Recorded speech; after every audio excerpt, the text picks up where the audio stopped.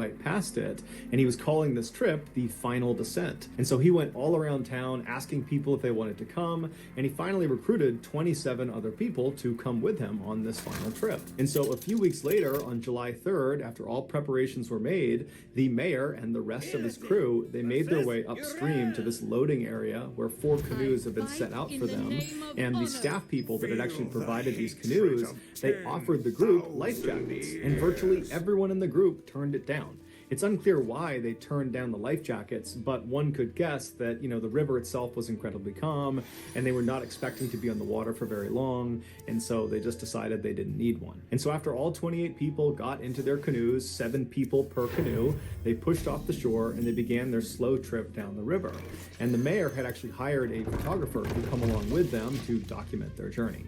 And so as soon as they take off, the photographer is looking around, taking pictures and filming. The weather was beautiful and the water was calm, and everything was just going really, really well. But about 15 or 20 minutes into their journey, they turned this corner and they got a clear view of the dam, which was about 1,000 feet away from them at the time. Now, the dam was not done yet, but it was pretty close to being done. And so the actual structure of the dam, it was built. And so even from 1,000 feet away, it was very obvious to tell that up ahead, there's these big cement archways where the water flows down over this dam. And the whole group pretty much immediately saw they had a problem. The plan, according to the mayor, had been they would get to this dam, but on the left side of the dam, there was going to be a strip of waterway that had not been blocked off yet. Because when this dam was complete, it would completely obstruct the river side to side. But because it wasn't actually done yet, the construction crew had told the mayor that, yep, the left side, there's going to be an area where you can basically just casually go right past. You won't go down the dam. It's totally safe. But here this group is on the water looking at the dam, and even from 1,000 feet away, it was obvious there was no side way to get around the dam. You clearly had to go through the dam, or you had to get out and go around the dam. Now, the river was moving very, very slowly. There wasn't a strong current, and so there wasn't some urgent decision that needed to be made about what they were going to do. The group intuitively knew that the right choice here is to, go to the side, get out of your canoes, and either go around or just end the trip right there. But the mayor and a few of the other people in the other canoes got the idea that, hey, why don't we just go over the dam? I know we're not supposed to, and the construction crew explicitly said, don't go over the dam, it's extremely dangerous, but from the looks of it, it doesn't look that bad. And truthfully, it did not look too bad. This was not some enormous dam with some huge drop-offs. It was actually a pretty small dam where the water kind of went down this fairly small embankment that was maybe 10 or 15 feet long, and at the bottom of this embankment was some semi-rough water, but overall, it just looked like it might be kind of fun to go down this dam, like you'd be going down a slide with your canoe. And so the mayor was really keen on doing this. He made it seem like it was going to be fun, it was going to be an adventure. So before long, 3 of the 4 canoes were fully on board with the idea of just going over the dam. The 4th canoe that was not prepared to go over the dam had the photographer in it.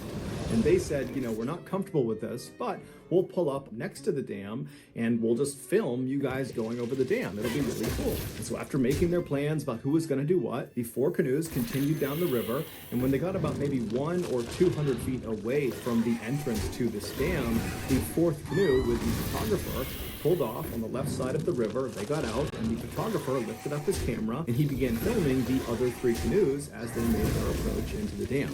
Now, the video from this photographer that was released to the public, it shows the first of these 3 canoes actually going into the dam. And you see these 7 people on this canoe. They're kind of happy and excited looking. They have nervous anticipation, like they're about to start a roller coaster or something, and they're making their way into this dark section inside of the dam. They're basically going through the gates of the dam where they're going to go down this embankment. And as they go into the darkness, as you begin to lose sight of them, you see the back end of the canoe suddenly pops up because now they're going down the actual dam itself. They start sliding down, and then you hear someone in the canoe start to scream, and then it goes completely silent. And then the video just ends.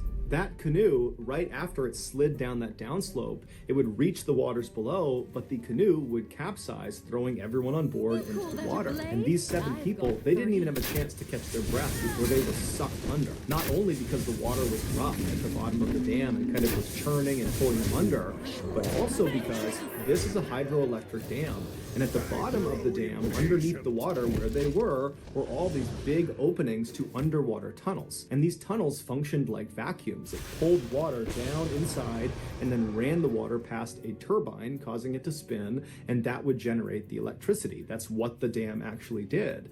And so after the water was pushed past this turbine, it would be jettisoned out somewhere else downstream. Now, even though this dam was not fully operational yet, these tunnels and the turbines at the bottom of them, they were operational. So as these 7 people are dumped into these incredibly dangerous waters and they're getting pulled down towards these tunnels, the other 2 canoes, they have no idea what's going on with this first canoe, and so they just continue on and they go over the dam. The second canoe that went down the dam, they also capsized at the bottom. All 7 occupants were thrown out and they were sucked down underwater almost immediately.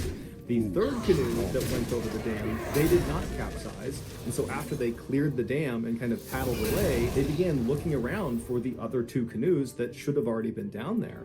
And there was nobody out in front of them, and so they turned around thinking maybe they're closer to the dam, and they don't see anyone, but they see one of the canoes is completely flipped over, and the other canoe has been broken apart in the churning waters right at the base of the dam, and they see the wood from this canoe just getting tumbled around. And so this third canoe immediately turns and tries to paddle over to the base of this dam to try to start pulling people out of the water. But when they get over there, there's no one there. The 14 people that had been in these 2 canoes, they're gone. Ultimately, 13 of the 14 people that fell in the water that day would perish, and one of the fatalities was the mayor. The only person who survived who fell in the water was actually the mayor's wife, who by some miracle managed to swim out of the grasp of these tunnels into the water and made it to shore. Over the next several days and weeks, police divers were able to eventually find all 13 bodies, one of which had traveled 25 miles away to Croatia. No information was given about the state of the bodies when they were found, and so we don't know if, having been